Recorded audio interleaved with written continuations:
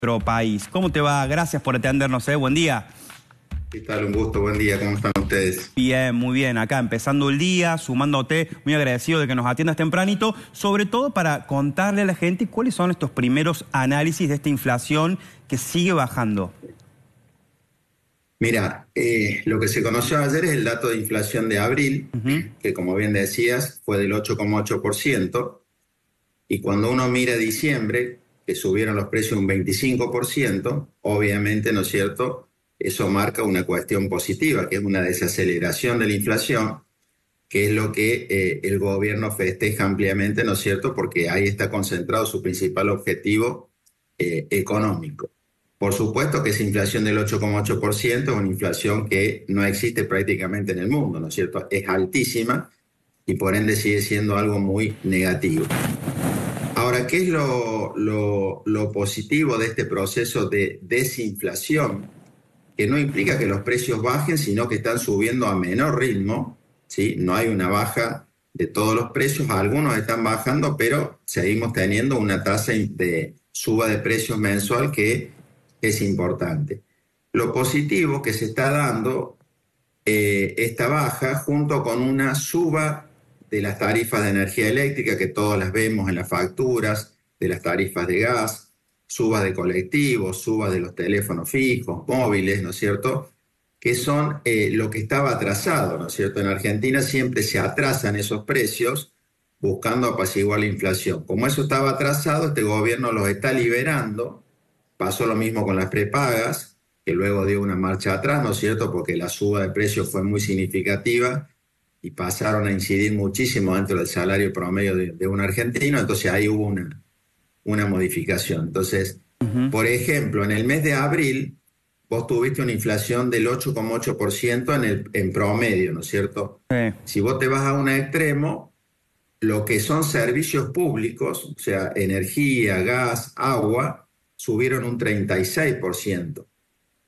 Y si te vas al otro extremo, los alimentos subieron un 6%. Entonces, para el gobierno es muy positivo que va desregulando tarifas, con lo cual también busca bajar subsidios y de esa manera bajar el gasto. Y va, por eso, digamos, patearon cosas. En mayo tenía que haber una nueva actualización de tarifas y la patearon para adelante, porque entiendo que lo que el gobierno quiere es que todos los meses te dé un poquito menos. Y como están dadas las cosas, en mayo yo creo que ya tenés prácticamente garantizado una inflación del 7%. Entonces volverías a tener una baja respecto a aquella enorme tasa de diciembre del 25%. Nadim, para consultarte si se puede hacer algún análisis sobre la pérdida del poder adquisitivo y sobre cuándo vamos a poder sentir una recuperación de los salarios, del poder de compra, por ejemplo. Bien, bueno, eso que estás planteando es central, ¿no es cierto? Esta liberación de precios que hizo el gobierno en diciembre, obviamente pegó mucho en la inflación, y el salario siempre corre de atrás a la inflación, ¿no es cierto? Fijémonos el primer trimestre. En el primer trimestre, un asalariado formal, ¿no es cierto?, en Argentina, un asalariado privado formal, tuvo una pérdida, Mariano, de 14% de su poder adquisitivo respecto al año pasado. Tremendo. O sea, primer trimestre contra primer trimestre, pudo comprar un 14% menos. Un trabajador público, un 24% menos. Le fue mucho peor a un trabajador público promedio de Argentina que a un privado formal. Y si tomamos los trabajadores privados informales que no gozan de protección de sindicatos, perdieron un 40%.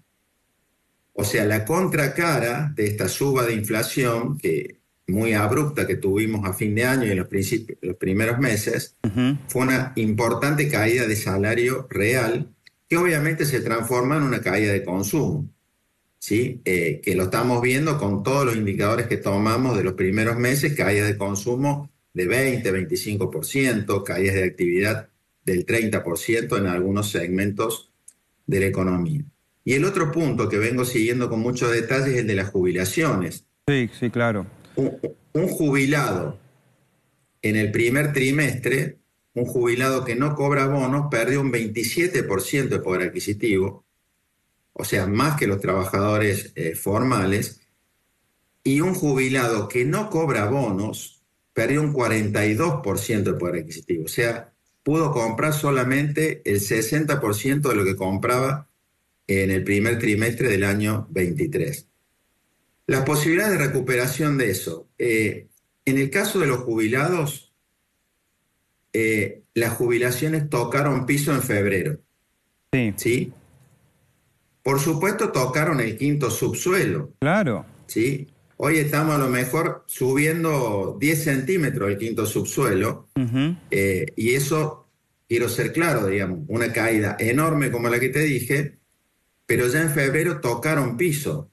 O sea que en la medida que, por ejemplo, este mes van a volver a subir un poquito en mayo, y en la medida que la inflación siga bajando, van a ir subiendo un poquito. Ahora van a terminar el año por lo menos un 10% abajo del año 23, sumando, Mariano, el 7º año de pérdida de poder adquisitivo consecutivo que tienen. Bueno, te agradecemos mucho por los datos, por tu análisis siempre tan valioso y sobre todo este último diagnóstico, ¿no? Sobre la pérdida del poder real, ¿no? Muchas gracias, Nadine, que tengas buen día y te vamos a consultar dentro de poco porque la economía del país siempre lo amerita y más en este contexto, ¿eh? Muchas gracias. Buen día para ustedes, fue un gusto, hasta luego. Buen día, ¿eh? Ahí está, ¿eh?